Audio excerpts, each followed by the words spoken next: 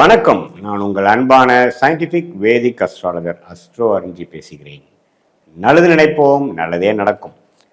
இப்போ பார்த்தீங்கன்னா நம்மளுடைய வீடியோஸ் எல்லாம் அறிவியல் சார்ந்த ஜோதிட கருத்துக்களாக பார்த்து கொண்டிருக்கிறோம். சயின்டிபிக் வேதிக் அஸ்ட்ராலஜி முறையில் ஒரு கிரகமும் ஒரு கோச்சார அமைப்பில் ராசிக்கு எந்த இடத்துல வந்தால் எது மாதிரி ஒரு தாக்கத்தை கொடுக்கும். அது ஆண்டு கிரகமாக இருந்தாலும் சரி, மாத கிரகமாக இருந்தாலும் சரி, ஒருங்கிணைத்து பார்க்கும் பொழுது எது மாதிரி ஒரு தாக்கத்தை கொடுக்குது. ஏன்னா ராசி தான் பார்த்தீங்கன்னா உங்கள் மனசை குறிக்கக்கூடிய, மனோகாரனை குறிக்கக்கூடிய ஒரு அமைப்பு. ஸோ அந்த ராசிக்கு குரு, ராகு, கேது, சனி போன்ற கிரகங்கள் இத்தனாவது இடம் இந்த மாதிரி பக்கத்தில் வரும் பொழுது, ஒரு இடத்துக்கும் வரும் பொழுது எது மாதிரி தாக்கத்தை கொடுத்து எது மாதிரி வாழ்க்கை சம்பவங்களை அமைத்து கொடுக்க போகிறது அப்படிங்கிறத நம்ம துல்லியமாக சயின்டிபிக் வேதிக் அஸ்ட்ராலஜி முறையில் ஒளி தத்துவ முறையாக நம்ம பார்த்து கொண்டிருக்கிறோம்.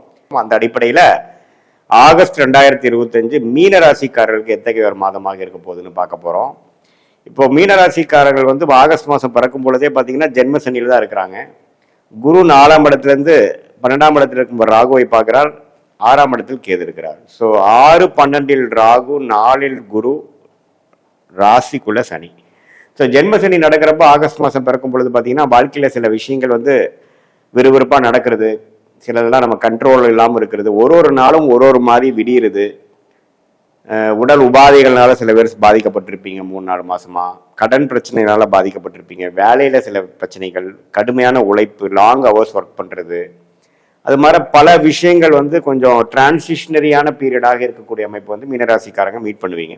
அது குறிப்பாக பார்த்தீங்கன்னா 2வது சுத்து வரக்கூடிய நடுத்தர வயதினர் 30, 40, 50, 45, 50 வயதில் இருக்கிறவங்கலாம் பார்த்தீங்கன்னா 2வது சுத்து வரக்கூடியது 30 வயசுக்கு மேலே இருக்கிறவங்க கொஞ்சம் வாழ்க்கையில் சில மாற்றங்கள் நிறைந்ததாகவும், கொஞ்சம் அன்சர்டனிட்டி, அடுத்தது என்ன நடக்குங்கிறது சில கிளாரிட்டி இல்லாமல், பண விஷயத்தில், உடல் நலம் விஷயத்தில், உறவுகள் விஷயத்தில் கொஞ்சம் அவ்வளோ அனுகூலமான ஒரு அமைப்பு இல்லாமல், கொஞ்சம் கிளாரிட்டி இல்லாத ஒரு அமைப்பு கொடுக்கக்கூடிய அமைப்பு இருக்குது.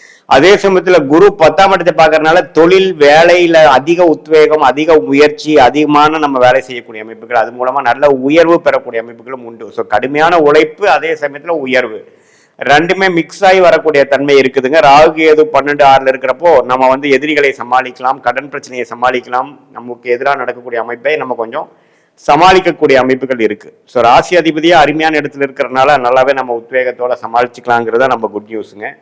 அதே சமயத்துல மாத கிரகமாகிய சுக்கிரனும் 4ஆம் இடத்துல இருக்கிறது ஒண்ணுமே வீடு, இடம், வண்டி, வாகனம், தாயாருக்கு ஒண்ணுமே சுபிக்ஷமான ஒரு அமைப்புகள் இருக்கு. 5ஆம் இடத்துல சூரியனும் புதனும் இருக்கிறதும் நல்ல ஒரு அமைப்பு தான், தவறு இல்லை. ஸோ மாணவர்கள்லாம் இன்னும் கொஞ்ச நாள் உத்வேகமா படிக்கிறது, இன்னும் கொஞ்சம் கிளாரிட்டியோட செயல்படுறது, இடம் மாற்றங்கள் நோக்கி போகிறது, அது மாதிரி நல்ல விஷயங்கள்லாம் உண்டுங்க.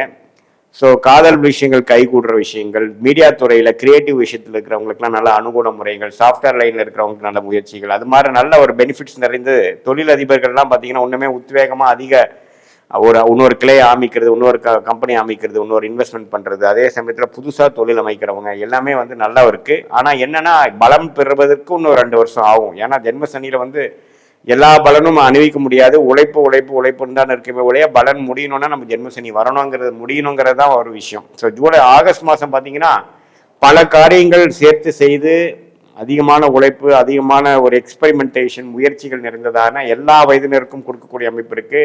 இதில் மூத்த சீனியர் சிட்டிசன்ஸ் ஆஃப் மீனராசிக்காரங்களாம் கொஞ்சம் பார்த்துக்கணும். இந்த மாதிரி பாத்ரூம் போகிற டைமில் கொஞ்சம் கேர்ஃபுல்லாக இருக்கணும். தண்ணியில் திடீர்னு அஜாக்கிரதையாக வலிக்கிட்டு விழுகிறது, வண்டி வாகனத்தில் கேர்ஃபுல்லாக போகணும்.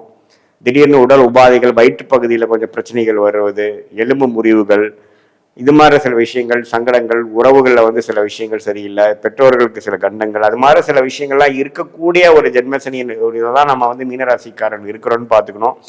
அதனால எப்பவுமே ஒரு எமர்ஜென்சி ஃபண்டு வச்சுக்கணும். திடீர் செலவுக்கோ, திடீர் ஒரு அவசர தேவைங்கிற மாதிரி வச்சுக்கணும். எல்லாமே நெக்களவுக்கு நம்ம கடனை வைத்து கொண்டிருந்தோம்னா சமாளிப்பது திடீர்னு பிரச்சனையா போயிடுங்கிறது நீங்க புரிஞ்சு ஓரளவுக்கு உத்வேகத்தோட, ஒரு எமர்ஜென்சி ஃபண்டோட, ஒரு ஆயத்தத்தோட எல்லாத்துக்கும் ப்ரிப்பேர்டா இருக்கக்கூடிய அமைப்பு தேவைப்படுகிற ஒரு அமைப்பு மீனராசிக்காரர்களுக்கு கட்டாயம் வேண்டும். அதே சமயத்துல செவ்வாய் என்ற ராஜயோகாதிபதி 7ஆம் இடத்துல இருந்து ராசியை பார்ப்பதனால நீங்க பழகிறவங்க, நண்பர்கள், பங்குதாரர்கள், ஆணா இருந்தா மனைவி, பெண்ணா இருந்தா கணவர்கள் எல்லாம் கொஞ்சம் இடையே கொஞ்சம் கருத்து வேறுபாடுகள், கொஞ்சம் கான்ஃபிளிக்டா வரக்கூடிய அமைப்புகள் இருக்கு. கொஞ்சம் பொறுத்து போகக்கூடிய அமைப்புகள் தேவைப்படுகிறது. வேகத்தோட விவேகமாக இருக்க வேண்டிய காலகட்டம் தான் மீனராசிக்காரருக்கு இப்போ இருக்குதுங்கிறத நீங்க தெரிஞ்சுக்கணும்.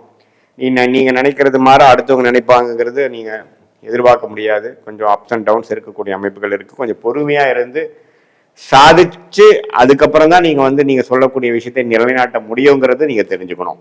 இது ஒரு பொதுவான பலன்களை தவிர உங்களுடைய ஜென்ம ஜாதகத்தில் தசாபுக்திகள் எப்படி போயிட்டு இருக்குது, என்ன நேரத்தில் எந்த தேதியில எந்த ஊரில் பிறந்தீங்க, என்ன மாதிரி தசாபுக்திகள் போய் கொண்டிருக்கிறது, தசநாதன் இப்போ கோச்சாரத்தில் என்ன இருக்கிறார், எந்த மாதிரி இடத்துல இருக்கிறார், நம்ம பேசின இந்த ஆண்டு கிரகம் மாத கிரகத்தில் எப்படி ஒத்து போகுது, அவர் என்ன ஆதிபத்தியம் பெற்றிருக்கிறார், அது உங்கள் லக்னத்துக்கு நல்ல ஆதிபத்தியமா சிறப்பில்லாத ஆதிபத்தியமா, அதெல்லாம் சேர்த்து வைத்து பார்க்கணும். அதை வைத்து இதே சொன்ன கோச்சாரமும் அந்த தசாபுக்திகளும் சேர்த்து வச்சு பார்க்கும் பொழுது அடுத்த வரக்கூடிய காலகட்டங்கள் எப்படி இருக்குது, ஆகஸ்ட் மாதம் எப்படி இருக்குது, ஆகஸ்டுக்கு அப்புறம் எப்படி இருக்குதுங்கிறதெல்லாம் சயின்டிஃபிக் வேதிக் அஸ்ட்ராலஜி முறையில் துல்லியமான பலன்கள் எடுத்து அது மூலமாக நீங்கள் வாழ்க்கையில் எடுக்கக்கூடிய முடிவுகள் அதுக்கு அலைன் பண்ணி நீங்கள் போமையானால் தேவையற்ற சமய விரயங்கள், தேவையற்ற பண விரயங்கள்லாம் தவிர்த்து எதிர்நீச்சல் போடாமல் வாழ்க்கையோட ஒன்றி போய் நல்லாவே நீங்க எடுக்கக்கூடிய முடிவுகள் சிறத்தன்மையோட நல்ல ஒரு எதிர்காலத்துக்கு உங்களோட வாழ்க்கையை சிறப்பாகிற மாதிரி எடுத்து உங்கள் கர்மாவுக்கு எதிராக போகாமல் கர்மாவோட சேர்ந்து போகும் பொழுது எதிர்நீச்சலை தவிர்த்து எளிதாக வாழ்க்கையில் வெற்றி பெற முடியும் அப்படின்றத கேட்டுக்கொள்கிறேன்.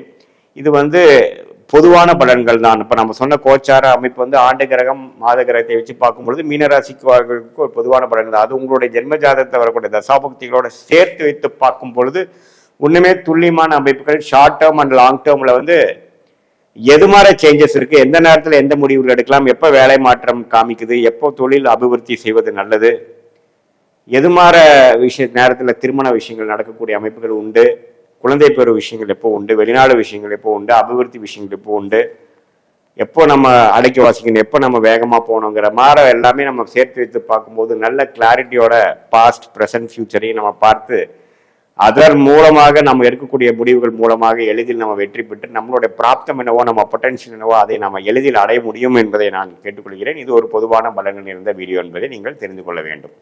மீண்டும் மற்றொரு காணொலியில் சந்திப்போம். நன்றி, வணக்கம்.